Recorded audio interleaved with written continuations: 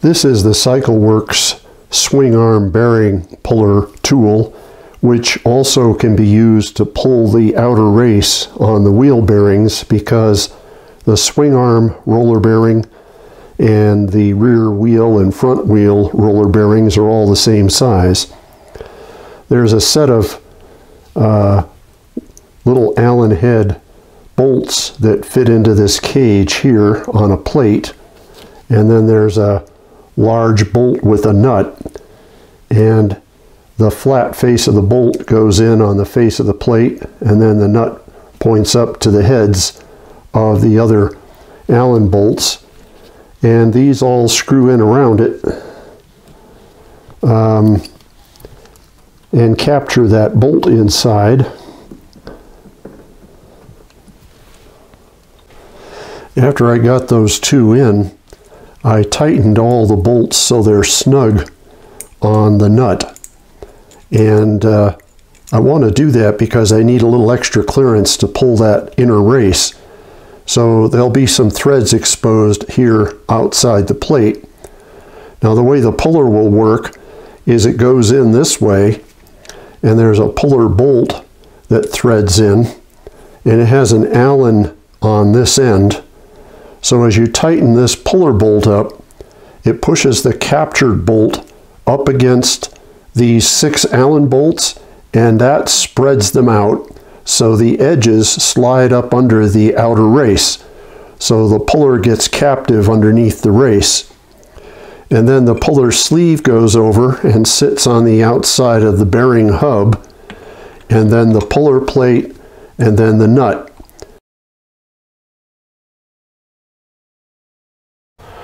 This is the hub from a 1983 R80ST, which has spoked wheels front and rear. I'm going to refinish the rim and replace the spokes, so all I have is the hub right now. And I'm ready to replace the front wheel bearings. Now on this bike, there are no wheel bearings on the rear wheel. They use the bearing inside the rear drive, so it just mounts to the rear drive, no bearings to replace. Now there's a top hat or spacer inside the dust seal. If I use a screwdriver, I can usually just pop it right out. There it comes. Now this one is the 13mm thick top hat. Now to get the dust seal out is just use the screwdriver, and sometimes I can just pop it. There it comes. Okay. And it has a little retaining spring, and that all just comes right out.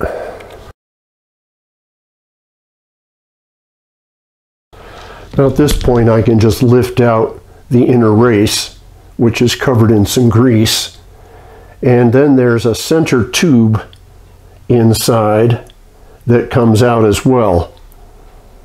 So I've got all that out on that side. It's time to work on the other side. So the same procedure, and on sometimes when you pop out that top hat, the seal will come right out.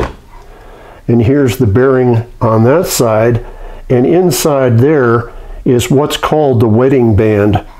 And this is part of how you get the preload on the roller bearings, and I'll explain all that when I do the preload work on the wheels. Now the top hat on the other side is also a 13mm top hat. On some wheels, the top hats on one side are a different thickness than on the other, but on the R80ST on the front wheel, both of them are exactly the same thickness.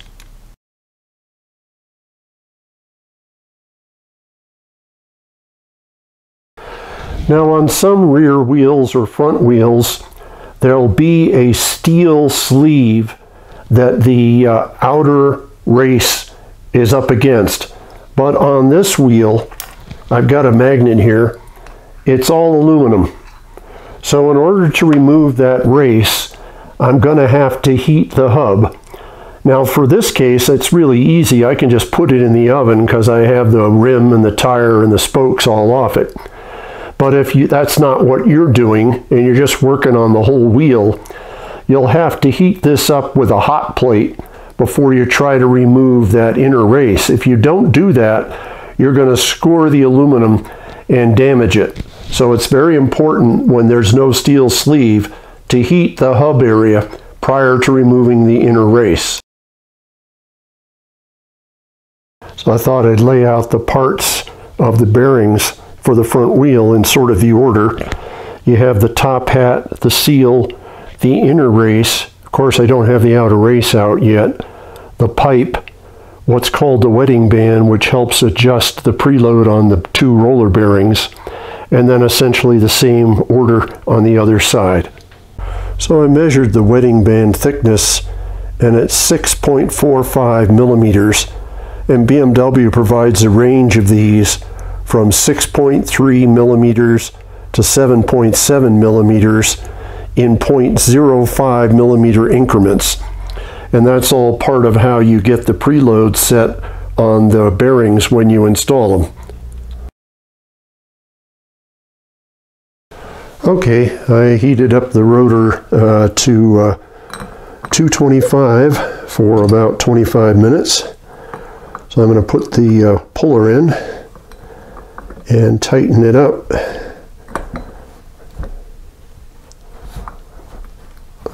Yeah, I guess I'm going to need to put a glove on here. Yeah, maybe I should hang on to it this way so I can make sure I get that bolt tight. Okay, put the sleeve on, the plate, the washer. Yeah, washer won't work. Haven't got enough space, so let's put the nut on. And let's see what happens. Hang on to that rotor, it's kind of hot. Well, it looks like things are just coming right up.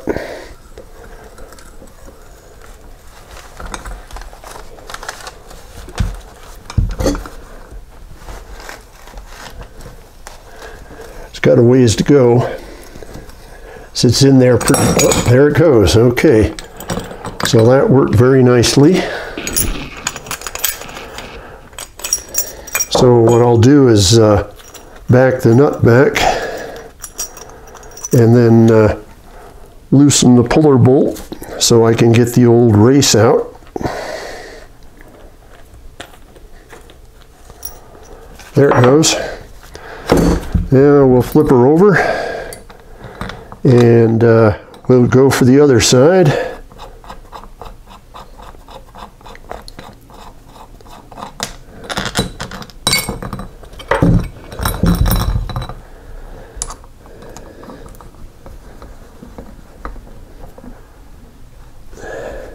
Okay, I think that's tight. Sleeve back on, the block back on, and the nut. Okay, now let's see, this should go nice and smooth as well.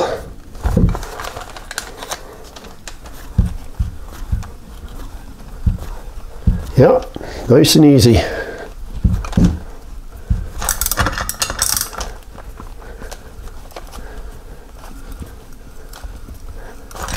All right, so we've got the outer races out of the front hub.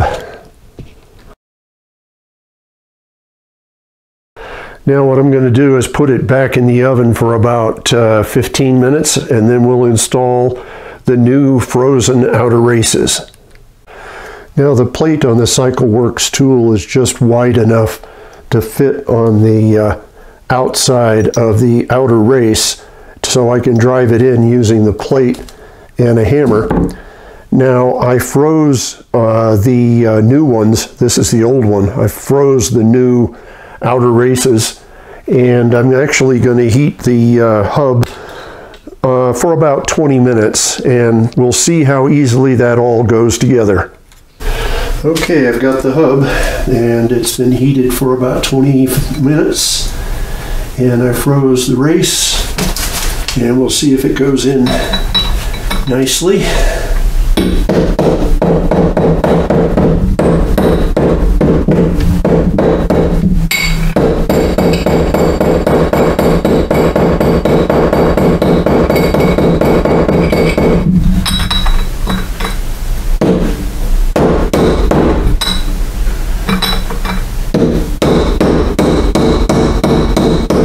Yeah, there it goes. And it runs up against a little shoulder down there. Not quite there.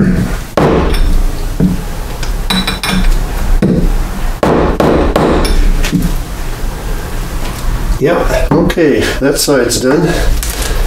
I'll flip it over, and I'm going to heat it up for about 10 more minutes and then get the other race driven in there. Okay, ready to drive the second one in.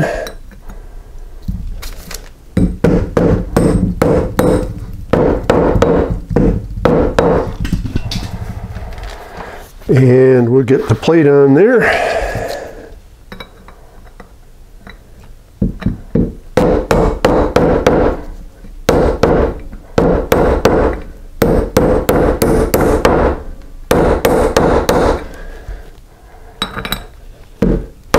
Okay, I think that's there. I'm going to give it one more good one.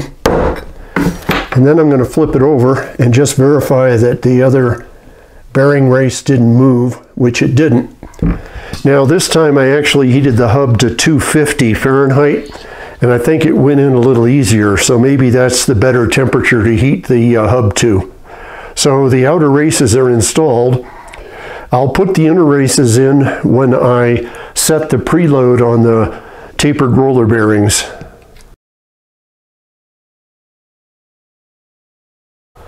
Before I set the preload, I took the new bearings and cleaned them up with some brake cleaner, and then I put a couple of drops of 3-in-1 oil on them, so they're very lightly lubricated.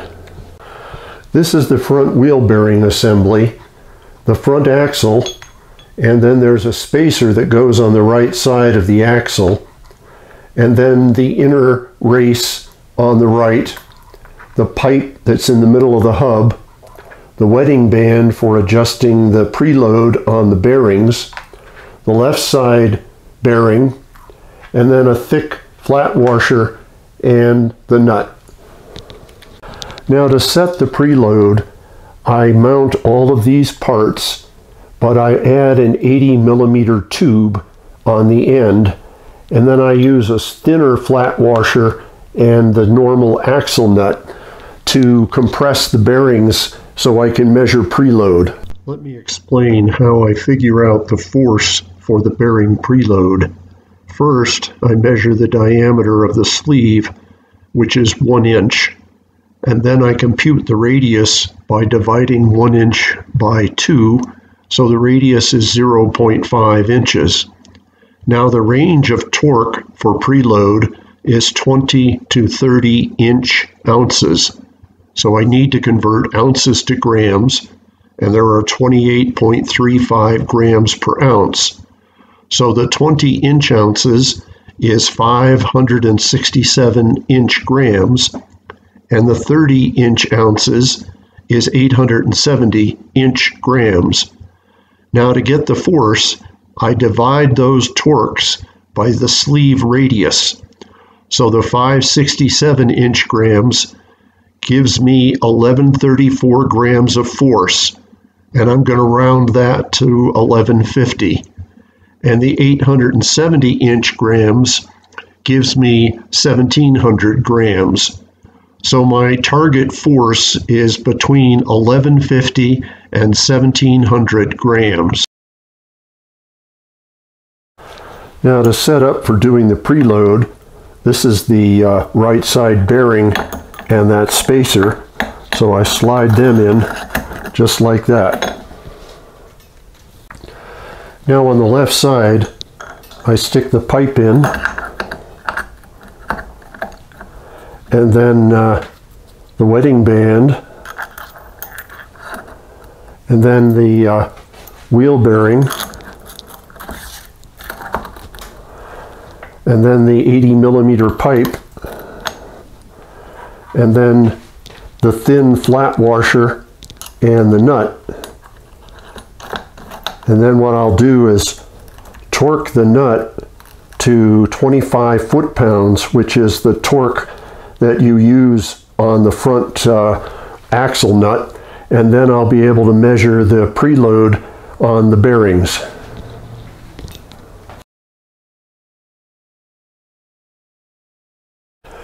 This is the preload adjustment kit that I got from CycleWorks, and it includes a couple of wetting bands. One is 6.75 millimeters and the other is 6.3 millimeters. And then there's about 10.05 millimeter thin shims. So effectively you can take one of these, add it to the wetting band, and you get the thickness of the next wetting band. Now I tried a couple of different combinations. I tried the 6.75, and that was just much too loose. And the 6.45, which is right here, this is what was originally in the front wheel, that was too tight. So I played around with the shims, and what I came up with was 4 of the shims. Got me about something on the order of 800 grams of force, which is a little low because what I really need is something between about 1150 and 1700 grams. So what I'm going to do is carefully sand the original wetting band on some 450 grit paper, and I'll do it in a figure 8, probably about 10 times on each side. Put it back in and see what kind of force I get when I pull on the scale. And I think if I just keep doing that, I can adjust the thickness here to get the wheel preload on the bearings in the range I'm looking for. Now to make the preload measurement, I have about 8 feet of string, and I wrap it uniformly here on the preload pipe. And then what I do is I use my spring scale, and there's a little loop here in the end that I hook it to, and then I walk backward and pull on the scale and try to see where the reading is as I go backward and things get smooth. Okay, I've got the string wrapped around, and I had lapped that wetting band about 3 times, 10 laps each time on both sides, and let's see what we get. Okay, that's pretty good.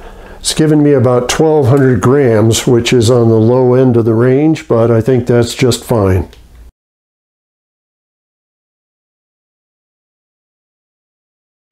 So I'm ready to finish installing the inner bearing races.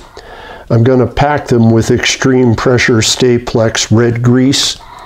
So I'll work that into the bearings here.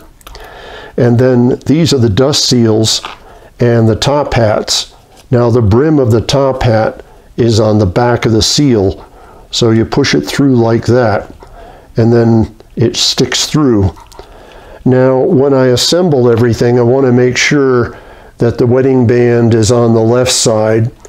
So I've marked the hub left, and that's the side that I'll put in the inner race with the shims and the wetting band. So the bearings are all packed with grease, and I'm going to start with the right side first. So I just drop the inner bearing race in, and then I'm going to take the dust cover with the grease seal, and I'm going to take a large socket to knock that in.